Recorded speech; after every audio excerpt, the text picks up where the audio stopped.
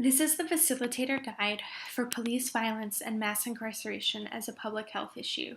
As a reminder, this topic can be very triggering, and it's really important to create a safe space in your classroom before doing this. A reminder also that you know your students best and what will work for them best, and please see these materials as a place to start and adapt as makes most sense for you and for your students.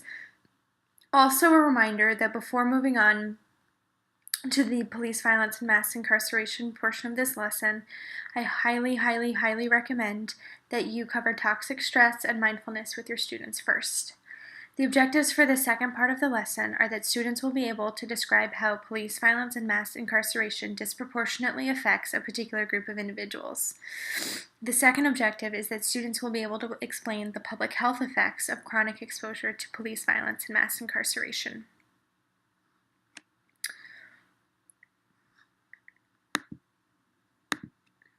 For the outline for this component, again, if for whatever reason you didn't do the crossing the line activity before, I would do that now.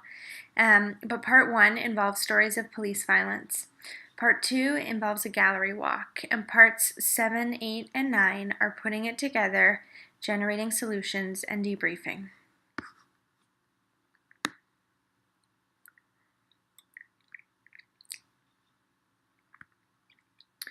So first, I highly recommend you set the stage for the very intense lesson that is to follow.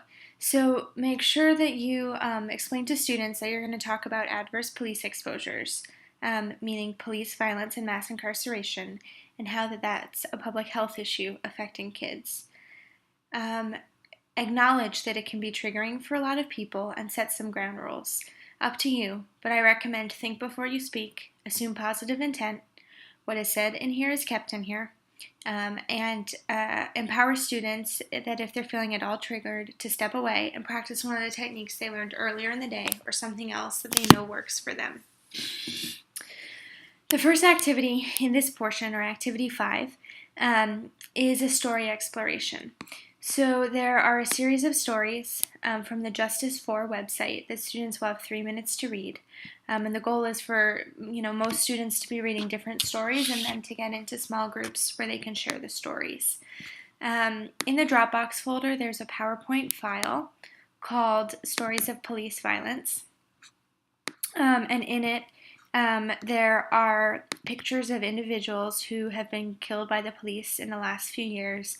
Many have been in the news, many are local to the Bay Area, and also feel free to check on the website. Sadly, there's probably been many more since these slides were made.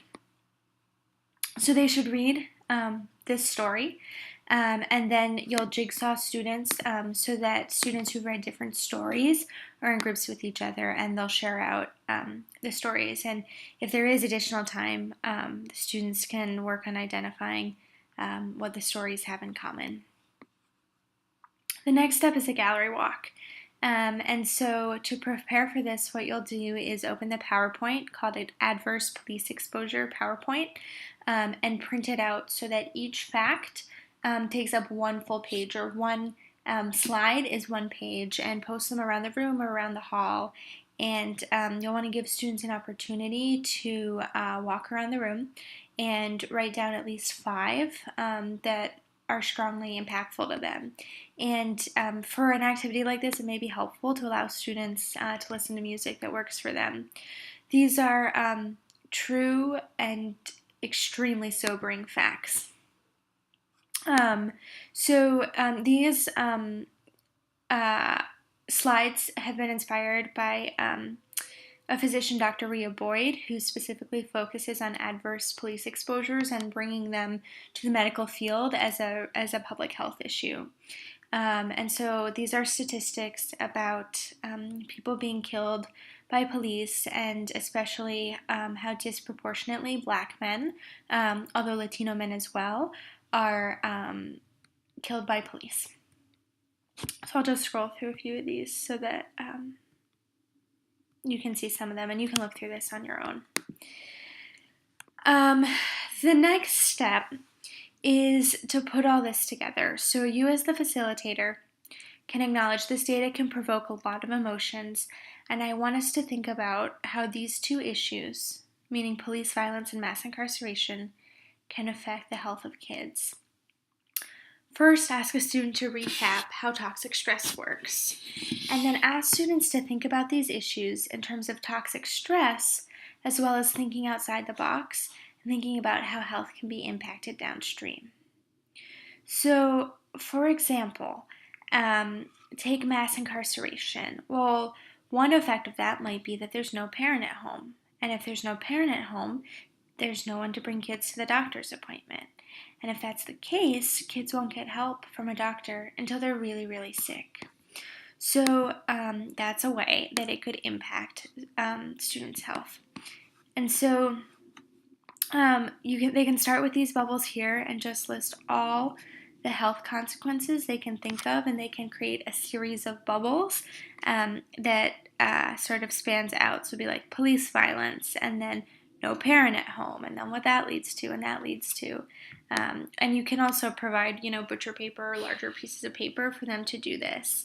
But in it, I think students will come up with many, many ideas on their own. Also, remind them what they learned about toxic stress and those potential health effects as well. And so activity number 8 is about generating solutions. And so for this, you'll want to have students work in small pairs or small groups. And up to you whether or not you let students choose a topic or assign it. But they'll work on the back side of the worksheet they were just on. And they'll brainstorm, how can we reduce police violence itself? And also, how can we reduce the effects of police violence has on children? So, for example, if something they had before was, police violence causes, or let's use the mass incarceration example, and they're the same two questions. If mass incarceration means that parents won't be in the home, it means that students can't get to doctor's appointments. Maybe a way to reduce the health effects of mass incarceration is to set up a program where kids can get a free ride to the doctor if they need it, for example. Or maybe it's to train kids how to make a doctor's appointment and arrange for transportation if they need it. And so students will work either on the topic of police violence or mass incarceration and think about what can be done to reduce the issue as a whole, but also what can be done to reduce the health effects of it. And so we think of that as harm reduction. And then I definitely encourage you to debrief this pretty intense lesson. And so, you could do it with something like comments or thoughts or reflections, or alternatively, you could encourage students to journal and write down what their thoughts are as a way of wrapping up. Again, remember that you know your students best, and you know how to take this material and use it or not use it or modify it, but adapt it in a way that would work best for your students. If you are interested in having someone who works in mental health, psychology, or social work join your class for that lesson, please feel free to shoot Casey, Roxanne, or Emily an email. Thank you.